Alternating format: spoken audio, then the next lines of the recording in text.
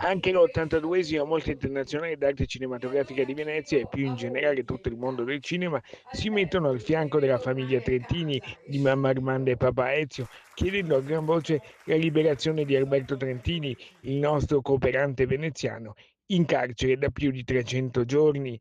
La commovente lettera della mamma, Siamo grati. l'appoggio incondizionato del direttore Barbera. Noi stiamo vivendo un dolore atroce che cresce ogni giorno di più. E allora chiedo a voi di aiutarci. Alberto deve tornare a casa e subito. Scrivete, parlatene, passate voce. L'attenzione che si crea anche grazie alla solidarietà di artisti e giornalisti, spero possa essere da sprone per chi ancora tentenna. Grazie di cuore.